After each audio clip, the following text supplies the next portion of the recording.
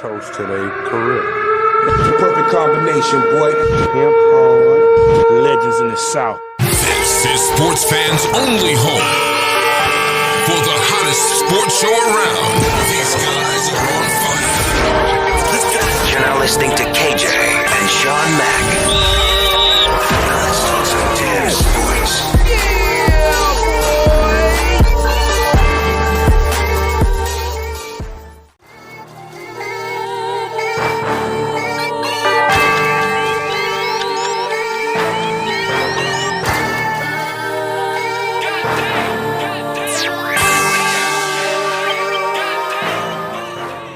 What's the deal, baby? Welcome back to Sports Fans Only. I am your host, KJ, back with another SFO production, and I got something real special for you guys today, I promise.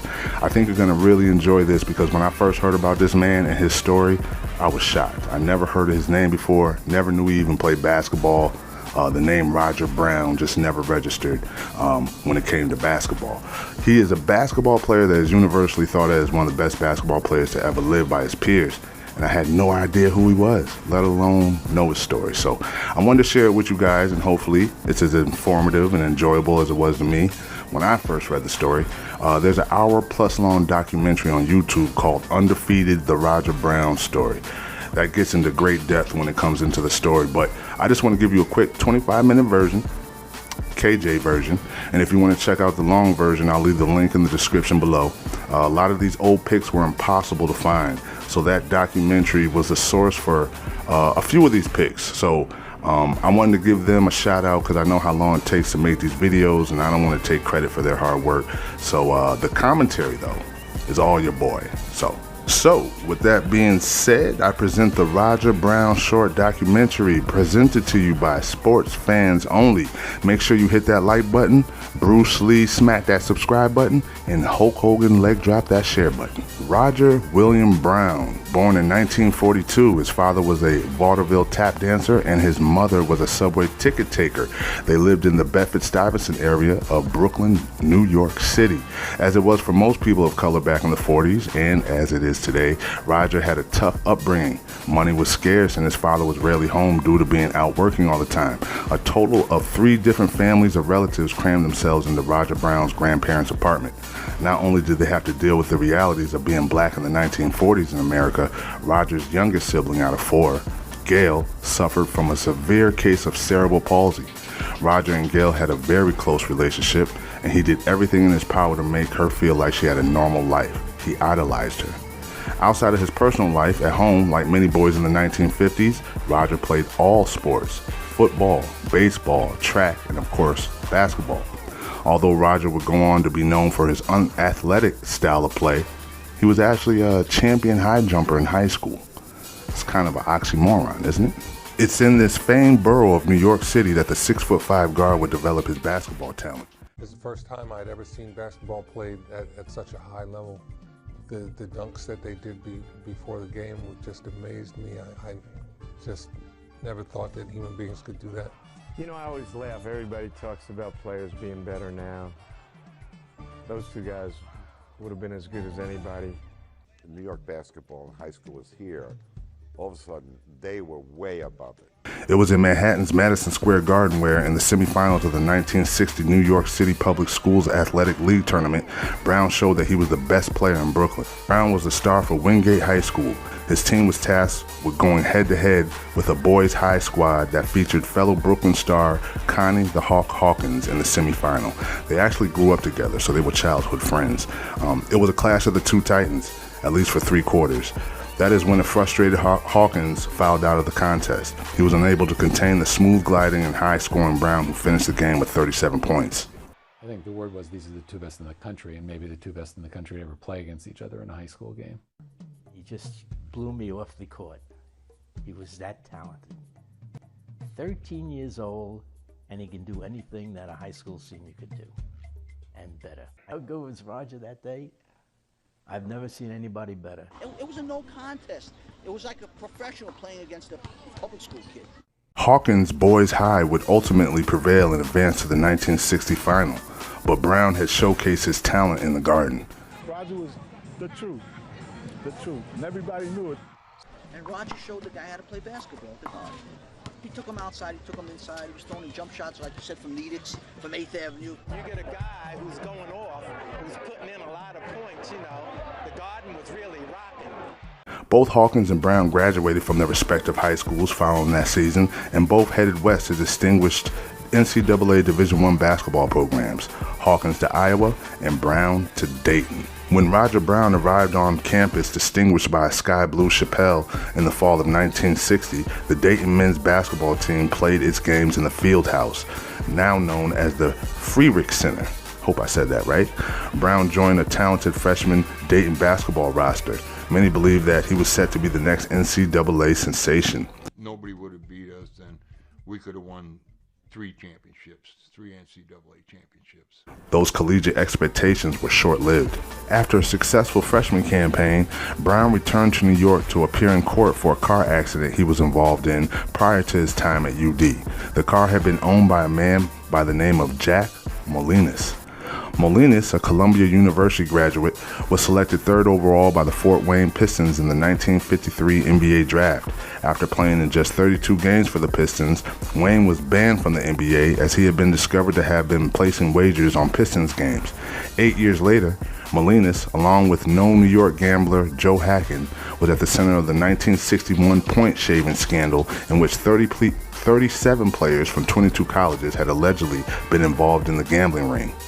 Among the most notable names mentioned in the point-shaving investigations were Brooklyn stars Connie Hawkins and Roger Brown.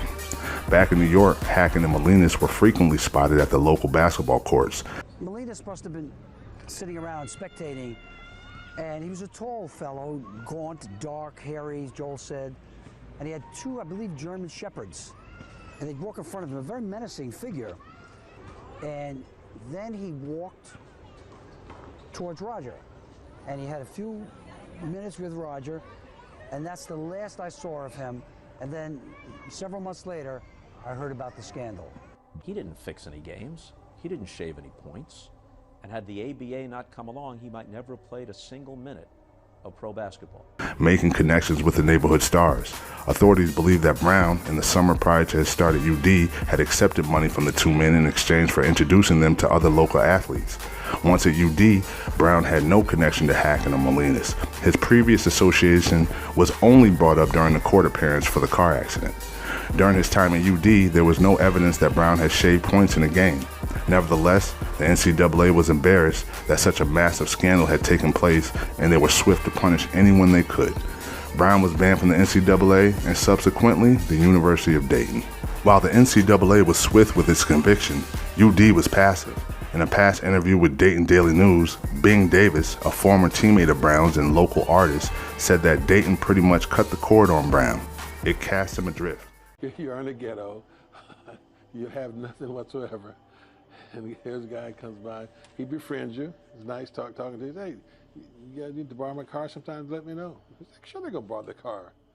You know, what else would a young kid do who has nothing? Wouldn't take it, especially poor kids, but I don't care, rich kids would take it too. Anything that was being given, and how would you know? What are you gonna do, a search? There was no Google back then. You're not going to, find out who Jack Molinas was or is, and so it was absurd. The university failed to defend its student athlete from the all-powerful NCAA, and there is little evidence to show that the university's behavior was warranted. Minimal documentation is available from the university's decision to remove Brown from campus. There is little known about what was said behind closed doors in the conversation that determined Brown's fate.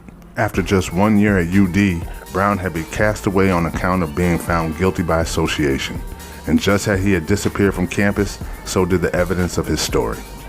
After being banned from the NCAA and removed from the University of Dayton, Brown was blackballed from the National Basketball Association.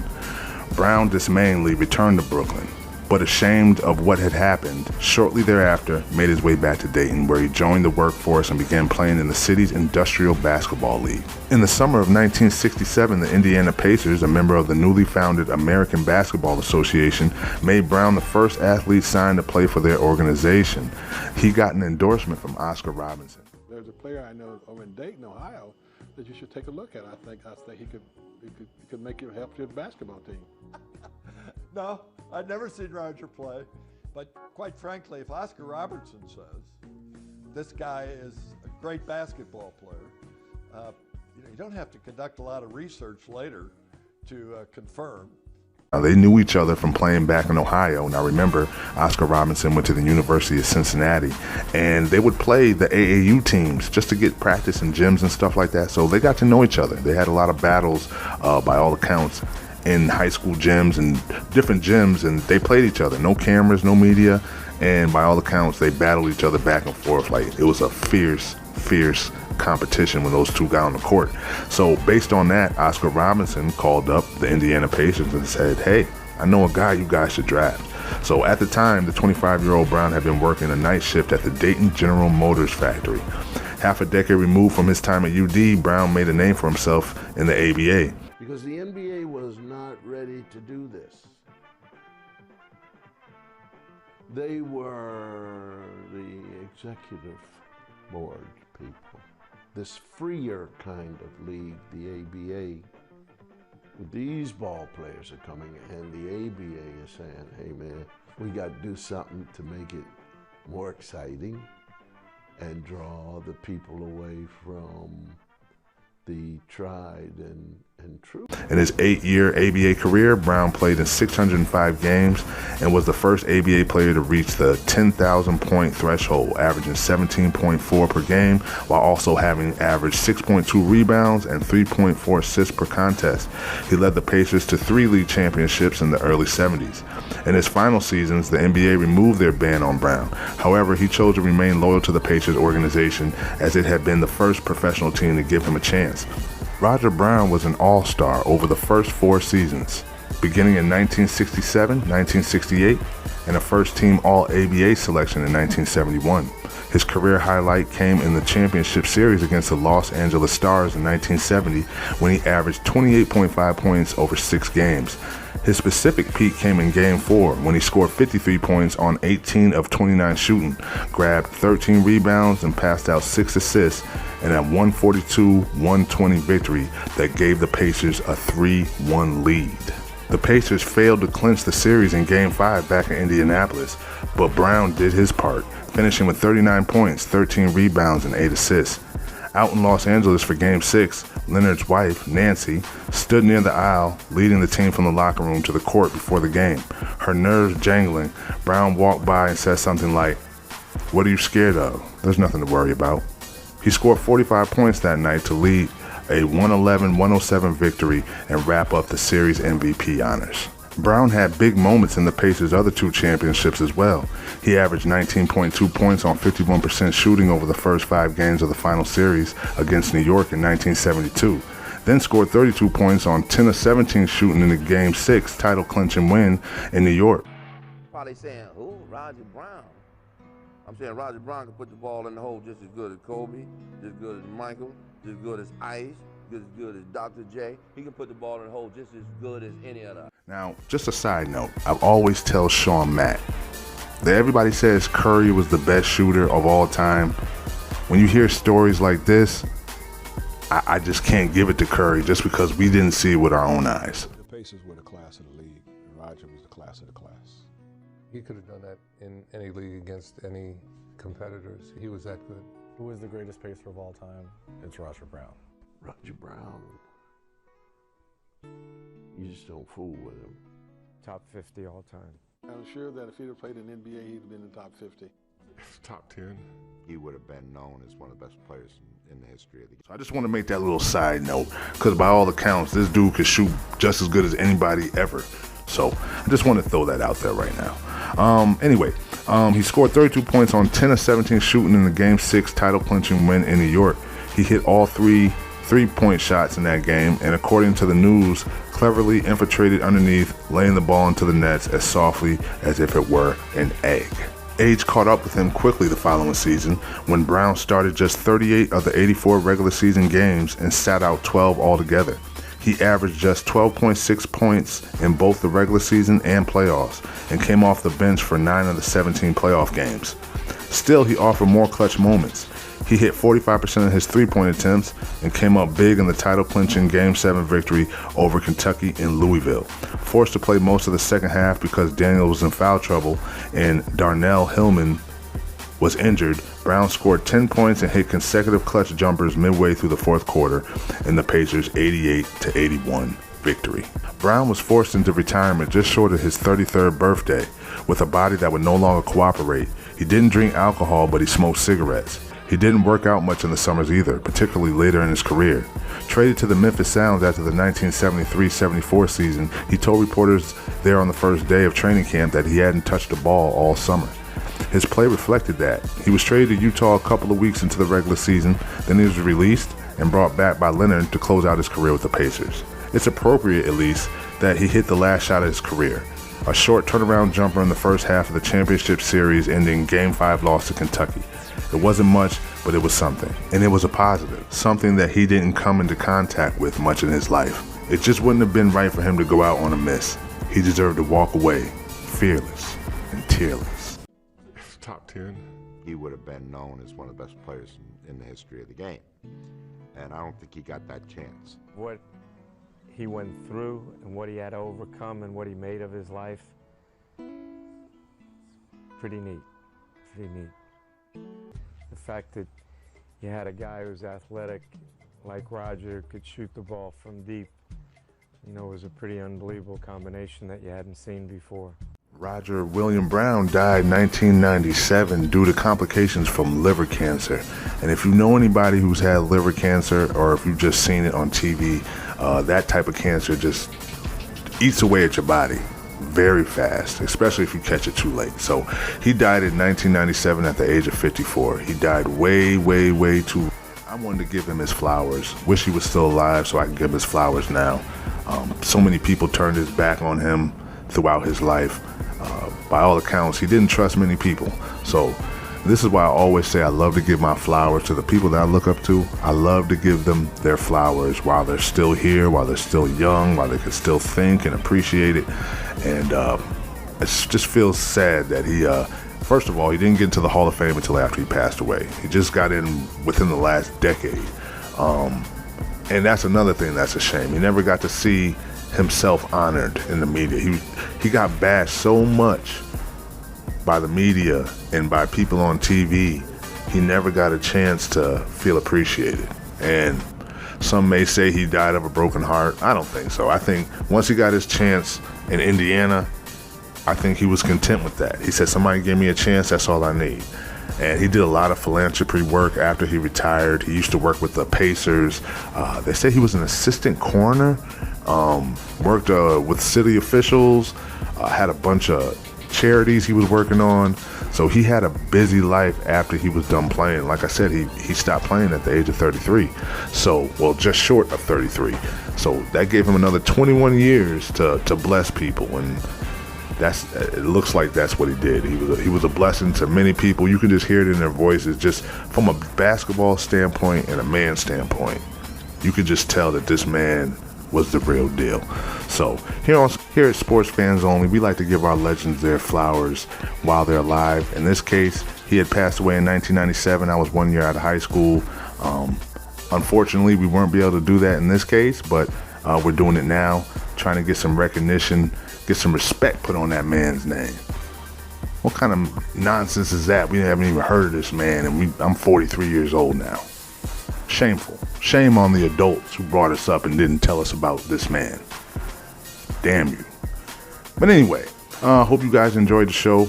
I hope it was informative. I hope you enjoyed it. Like I said, go over and watch that other documentary if you want to get the full in-depth story on Roger Brown. It's very good. It's about 1 hour and 20 minutes. It's basically a movie, so make sure you have some time to sit down there and watch the whole thing. I want to give a big shout out to my man C. Anthony for that video he put out the other week. The thing just shot out the roof. 26,000, 30,000 views. So I want to thank all you guys out there on YouTube for that. Sean Matt, keep up the good work. Jean Renaud, my man. I want to say a big shout out to him and Harry Bridge. So I want to shout out to the whole SFO team. Shout out to my wife. Shout out to my daughter, who's actually about to have a baby. I'm just in the shout out mood, so I'm shouting everybody out. Shout out to Roger Brown. And yeah, that's pretty much all I have to say, man. Like I said, I hope you guys enjoyed it. Oh, go to the website, buy yourself some Sports Fans Only apparel. www.sportsfansonly.store. Go get some dope stuff, man. You won't be disappointed, I promise you. So anyway, I'm gonna wrap this up. This is KJ. This is Sports Fans Only. I hope you guys enjoyed it. You guys be safe, and I'll see you next time. Peace.